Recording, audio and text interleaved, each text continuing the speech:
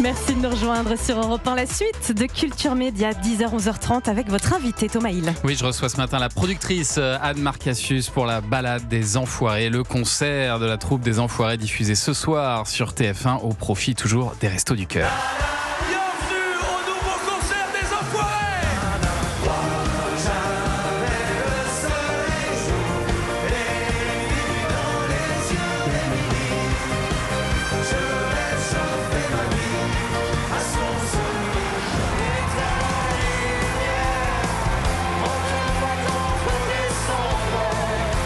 On est ensemble, merci ou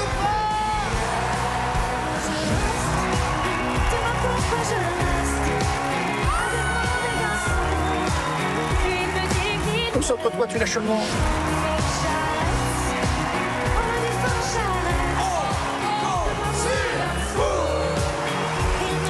Le spectacle des Enfoirés, donc diffusé ce soir sur TF1. Alors hier, Jean-Marc Juramy nous disait qu'il fallait 9 mois pour organiser une cérémonie des Césars.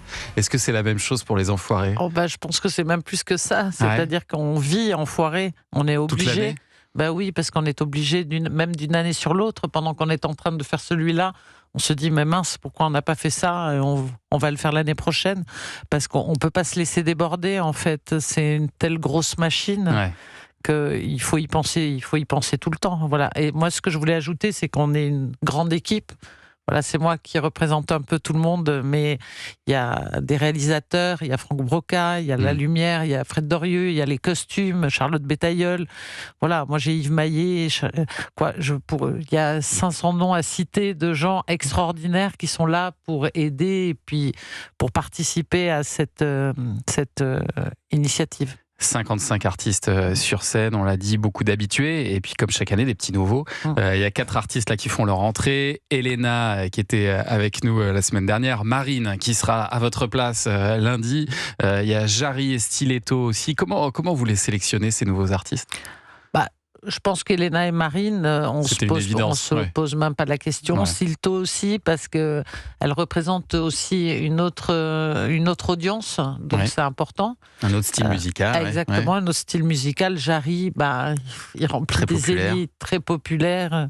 Mais ça se base beaucoup sur la popularité quand même, forcément. Beaucoup. Vous cherchez les artistes les plus populaires de Il France. faut servir le spectacle, il faut servir le spectacle pour avoir le plus d'audience possible. Il n'y a pas que des artistes, il y a des footballeurs aussi. Oui. Ousmane Dembélé, le Ballon d'Or. Nous, on cherche toujours le numéro 1. Antoine Dupont, Ousmane Dembélé, on veut tout ce qu'il y a de... Il y a même Thibaut InShape. Thibaut InShape, oui, aussi. C'est Vianney qui a eu l'idée de Thibaut InShape. D'accord. Pour un sketch, j'imagine. Exactement. Un petit sketch. Exactement. Et alors, il y en a un qui se souviendra longtemps de sa participation aux Enfoirés cette année, c'est Alain Chamfort. Parce qu'Alain Chamfort, il a eu un petit accident, il est tombé dans un trou sur la scène, c'est ça, de l'Accor Arena ? On a eu très peur. En fait, il y a des tampons. C'est des scènes qui se soulèvent. Qui descendent, ouais. Voilà, et donc évidemment, comme ça se soulève, il y a un trou. Et comme ils sont très nombreux sur scène, il est tombé. Et heureusement, il a eu juste il a été très courageux parce que il est resté pour les spectacles le dimanche soir. Ah oui. Mais rien de cassé. Donc, mais on a eu très 5 peur. côtes cassées quand même, je crois. Non. C'est ce qu'il a dit. Donc, bon voilà, mais bon, il a tenu le coup sur le moment. Ah bon ? Mais c'est vrai que ça a été assez douloureux quand même pour lui. Ça n'a pas été filmé, ça. Non, on va bien pas le sûr voir que dans bien le sûr que spectacle. non, bien sûr que non. Bien sûr. Parce que alors, ce qu'il faut expliquer, c'est qu'il y a 7 concerts des Enfoirés et 3 captations du spectacle. Et vous faites votre tricotage ensuite avec tout ça. Oui, on prend un soir en fil conducteur et après on va chercher les moments les meilleurs des 3 concerts. Ouais. Et alors en comptant le replay, l'an dernier, la première partie du concert avait rassemblé 8,5 millions de téléspectateurs, 45% de part d'audience sur l'ensemble du public et même 53% sur les fameuses femmes responsables des achats. Donc vous étiez, j'imagine, satisfaite l'an dernier. Satisfait. On est toujours satisfait, mais on veut toujours faire plus, évidemment. Parce qu'on se dit que c'est aussi une mission de regarder ce spectacle parce qu'il sert. Voilà, on le fait. Utilité, voilà, même si c'est un plaisir immense, comme je dis, moi je suis une chanceuse de pouvoir participer à cette aventure humaine extraordinaire, voilà, et qui sert. donc et qui est utile pour les autres. Mais alors, pour faire encore mieux que l'an dernier, vous avez répondu peut-être à une petite critique qui avait été faite l'an dernier par certains téléspectateurs qui jugeaient qu'il y avait certaines chansons qui étaient moins connues, qui n'étaient pas forcément des tubes. Exactement, même les artistes me l'ont dit. Et donc, c'est évidemment, nous, on écoute tout ce qui se dit, toutes les critiques, et on en prend note. Et c'est vrai que j'ai l'impression que cette année, on va chanter, les téléspectateurs vont chanter toute la soirée parce que des tubes. Que des tubes, comme ça, au moins, c'est réglé. Sauf les hymnes qui sont des chansons nouvelles, les 2 hymnes qui sont des chansons nouvelles, mais autrement, c'est que des tubes. Et des tubes, mais alors, dans des versions souvent un peu originales. Ah ouais, c'est toujours des versions originales, des versions différentes. Déjà, c'est en live. Ouais. Donc tout est en live, donc il n'y a pas de... et puis on essaie d'apporter la petite touche enfoirée aussi. Quand on a entendu Les Yeux d'Émilie, à un moment, il y a la version de Jodassin, et puis ça part en version clapping, stade de rugby. Vous voyez, on essaie toujours d'apporter... Diego, c'est en version symphonique. Partir un jour aussi, j'ai appris. Partir un jour, c'est la version du film de Juliette Armanet, et puis après ça part en boys band, voilà. Alors moi je sais de sources sûres que le show de cette année est très réussi puisque j'ai des amis qui y ont assisté. D'ailleurs une amie qui faisait ce cadeau à sa maman qui a pleuré du début à la fin. D'émotion, c'était son rêve. Et elle m'a dit ce qui est complètement incroyable, c'est l'engagement, le plein engagement des artistes, parce que effectivement dans Les Enfoirés vous avez beaucoup de tableaux. Donc ça nécessite des changements de décor. Donc on peut s'imaginer des temps morts pendant le show. Elle avait peur de ça, de se dire non mais attends. Mais pas du tout, parce qu'en fait les artistes pendant les temps morts ils viennent chanter leurs titres, ils viennent interagir avec le public. Donc en fait ils proposent un show de A à Z pendant 5 heures, 0 temps mort. Incroyable. Qui est plus long que ce qu'on voit évidemment sur TF1. Ça dure près de 4h30. Et oui, moi je dis la chance qu'on a ces artistes, mais qui sont exceptionnels et qui sont au service de la cause de façon dingue, parce qu'en fait il n'y a pas de tête d'affiche. On dit il y a le retour de Florent Pagny, on est tellement heureux que Florent Pagny revienne, mais ils se font dans la troupe. C'est ça, tout le monde est sur un pied d'égalité. C'est une troupe, voilà, il n'y a pas de... Voilà, il y a les filles, comme je rappelle aussi que dans les vestiaires, il y a les filles qui sont tous ensemble dans un vestiaire commun, les garçons dans un autre.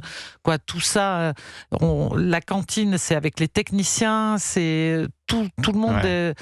Tout le monde avance dans le même sens. Exactement. Et puis alors, on disait qu'il va y avoir que des tubes, mais il y a au moins 2 chansons inédites, puisque 2 chansons ont été composées cette année spécialement pour Les Enfoirés. Une de Gaëtan Roussel et une autre écrite par ma chouchoute Santa.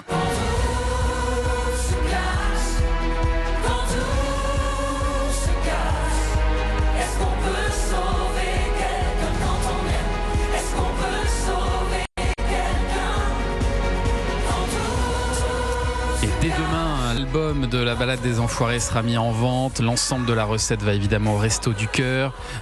Chaque année, on le rappelle, cette vente permet au Resto du Cœur de distribuer 17 repas. Qu'est-ce que ça représente, ces concerts des Enfoirés, en termes de recettes d'ailleurs pour les Restos du Cœur ? C'est 10%, je pense. C'est 10%. Les Restos du Cœur, c'est 171 millions de repas par an. Donc c'est quand même colossal. Et c'est vrai que les Enfoirés, en plus de ce que ça rapporte en termes de vente, c'est aussi une vitrine incroyable et un vecteur incroyable pour les restos. Parce que ça leur donne une popularité.